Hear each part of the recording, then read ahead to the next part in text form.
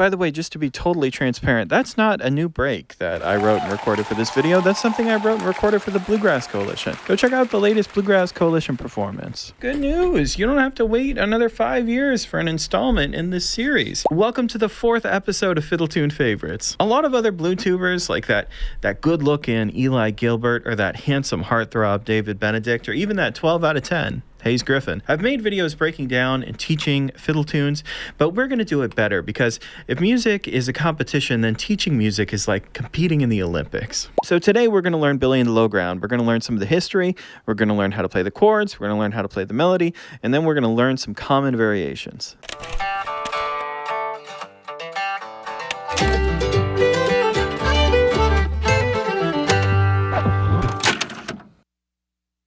Billy and the Lowground is a well-known fiddle tune in American and Irish folk traditions, and while its exact origins are murky, as is common with many fiddle tunes, it's sometimes linked to the historical figure William of Orange, also known as King William III of England.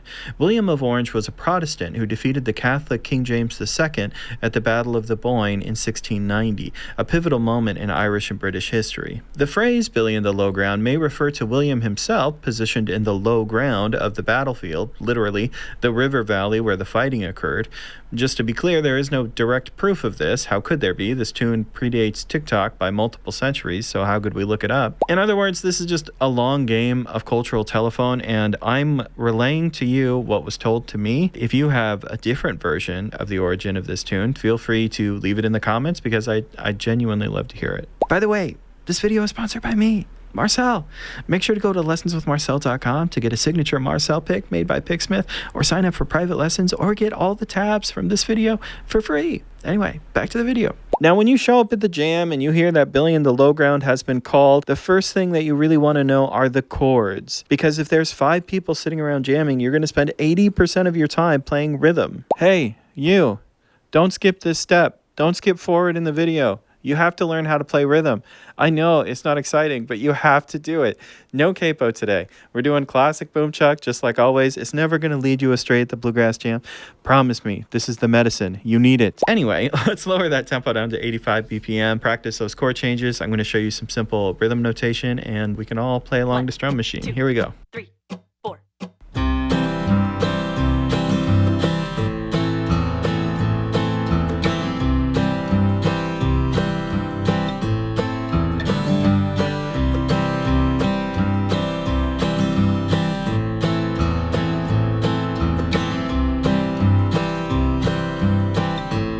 Here comes that beat part.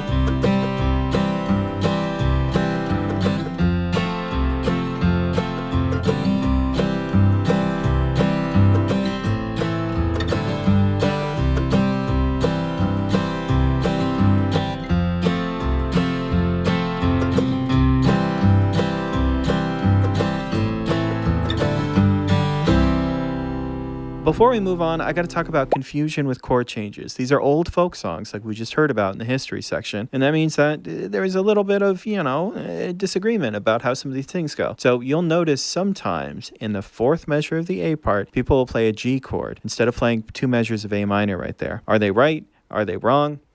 Who knows? Maybe one's old time, one's bluegrass, maybe one's East Coast, one's West Coast. Maybe nobody cares, but I'm telling you anyway. All right, let's get to the good stuff, the melody. The arrangement I'm about to walk you through is available at lessonswithmarcel.com at the tab store. It is in my book that I wrote called Marcel's Essential Fiddle Tunes. So take a look at that. There's a bunch of other great arrangements of good tunes. There'll be a link in the description. You're welcome to grab it for free, or you can donate if you want. That's how the website's set up. So if you're feeling generous, go for it. Oh yeah, and of course the intro. If you want to learn how I played Billy and the Lowground in the beginning of this video, that's in another tab book that I wrote. That's in Marcel's Bluegrass Coalition Breaks, so check that out. So let's start with the A part. The first measures of the melody run up an octave of the C major pentatonic scale, and it's essential to the tune. You'll notice that my arrangement has a pickup, but that's just to get you in, right? The real melody starts right here.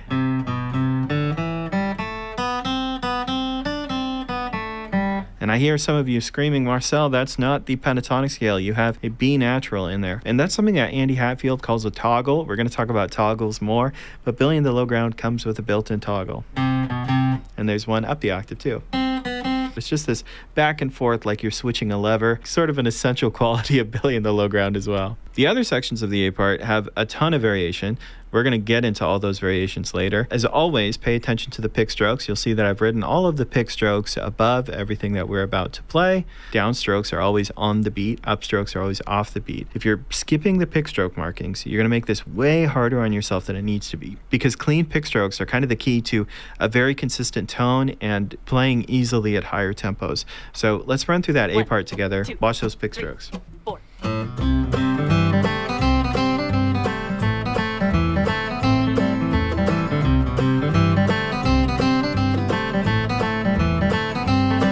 Again.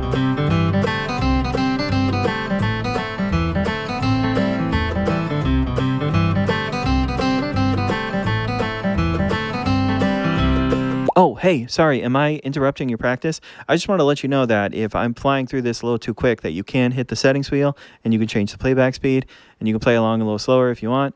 I know that 85 BPM, might be pretty fast for people learning tunes, but I just don't want this video to take forever. And now it's taking longer because I'm explaining this thing that I did. So yeah, hit the settings wheel if you need to. All right, so now talking about the B part. The B part has this really cool kind of call and response quality to it. Every odd numbered measure, you have some kind of split double stop, and then every even numbered measure acts as a little response to that split double stop that came before it. That back and forth thing gives the B part a really conversational feel. Once again, there's tons of variations of that, but I will say that that is definitely essential to the tune. No matter how you create that feeling, that back and forth feels really good in the B part of Billy and the Lowground. 4.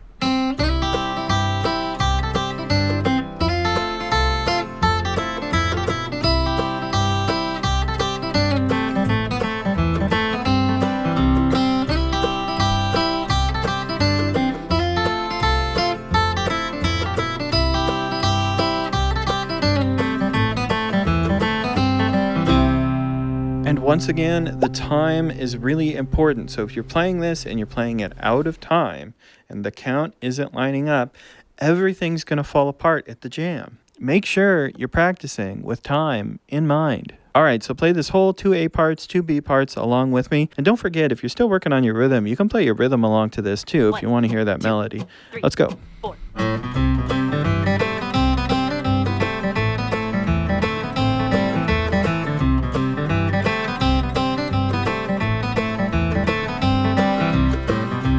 It's our second A.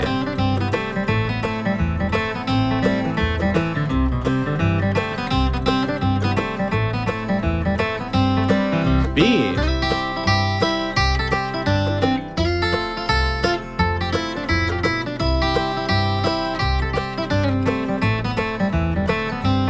Again.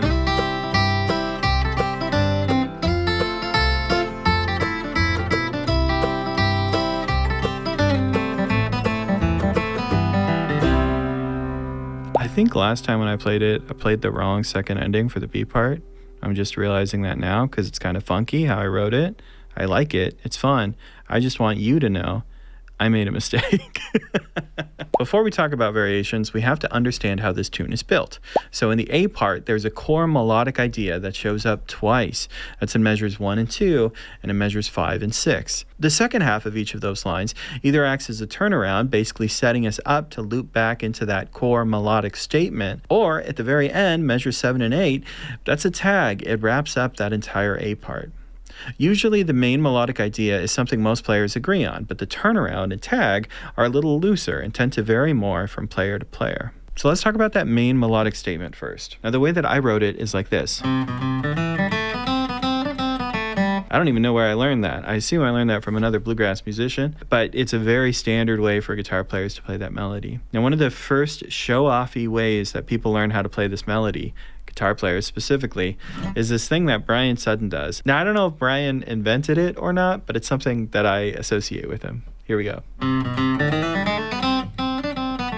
For no other reason than to show variation, I did vary that second measure as well. That's not essential to the Brian Sudden triplet lick. That's just me showing you different options. Now, you could also play this in a chromatic way. If you play this chromatically, you get rid of the toggle at the very beginning. That sounds like this. Once again, I varied the second measure, but that's not really what we're talking about. We're talking about that first measure. Now you can also play bluesy, you can play aggressive. That's sort of that hot licks or Tony Rice style play that bluegrass guitar players are always talking about. So we got a little pull off coming in this dirty third moment. It sounds like this. So the next thing we want to look at is we want to look at the turnaround of the A part. Remember, the turnaround of the A part is measures 3 and 4. That's the end of the first line.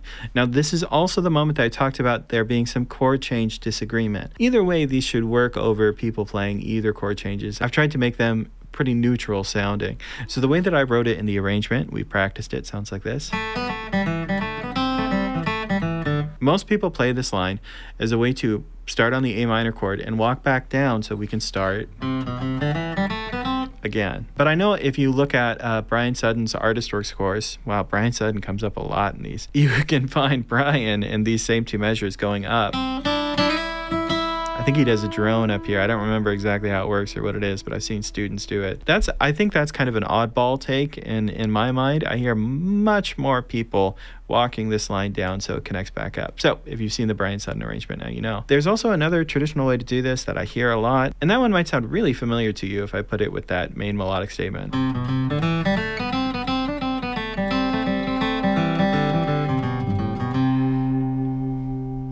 Now getting a little more out there, getting a little more modern, including some strange notes. Now I'm thinking about that G chord that may or may not be there, and I'm doing the dirty third of that G chord as it comes up. Now here's a fun joke I like to tell. That first phrase that we already talked about, it had a toggle in it. So what if we took that second phrase and we forced a toggle into that phrase? That would sound like this. One more time.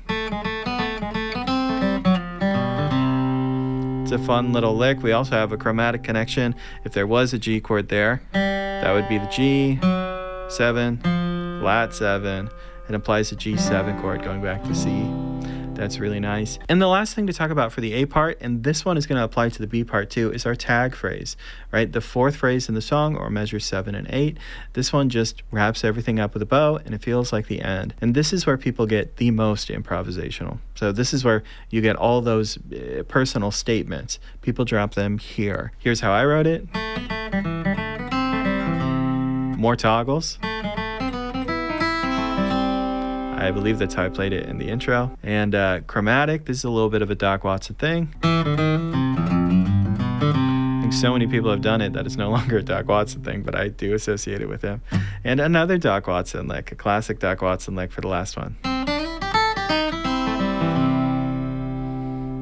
All right, so next up is the B part, and I look at the B part just a little bit different. So every two measures here are a pair, and in that pair, something different happens in each measure. The first measure is all about chord tones. The second measure is all about playing a line. That's what creates the back and forth sensation that we talked about earlier. So if you look at it, you get this chord tones, line, chord tones, line, chord tones, line, and then a two-measure tag at the end. So keep that in mind as we look at all these variations. Talking about the main melodic statement first, we got this. Now, since we're talking about chords in the first measure, we can expand those into triads, double stops, all that kind of thing. So maybe, all right, you see where we're going. This is a little bit of that Doc lick too. You could also play a repeater to keep reinforcing the chord tones. So I'm playing a dirty third, minor third, major third, together, dirty third.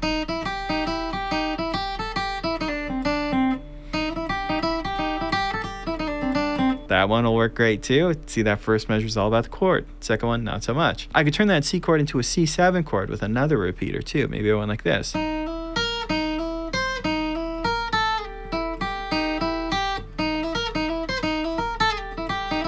Now, if we look at the next time we get that pairing of chord tones and a little line, we're doing it over the F chord. So we have to talk about that situation. This is how I wrote it down.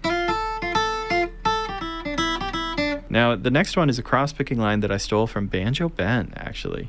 And it goes like this. I think this is the best idea Banjo Ben ever had. Shout out to Ben. Good guy. I wonder who he stole it from. Now, you could also think about, triad shapes again. This is slightly cross-picky, but then after that, I'm going to use a pentatonic scale for my line. It's really deliberate how I've thought about it for this one. So maybe like this. Lastly, I got some leading tones and enclosures. This is stuff I've been using a lot. It sounds like this.